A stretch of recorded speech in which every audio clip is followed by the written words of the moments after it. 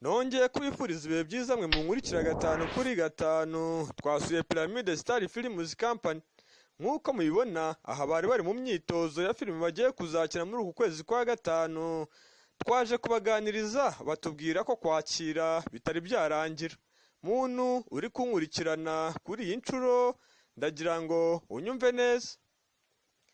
Niba ufite inzozi zawe zo kugira ngo ukine filime nyarwanda wagana Pyramide Star Films Company kuko ni company y'ibyishimo ndetse namwe murabyibonera.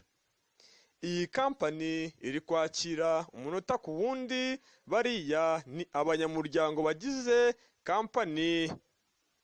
Iyi Pyramide Star iguhereza buri kimwe cyose wifuza kumenya kuko ubikorera amahugurwa, ariyo ikwihereye amahugurwa yayo.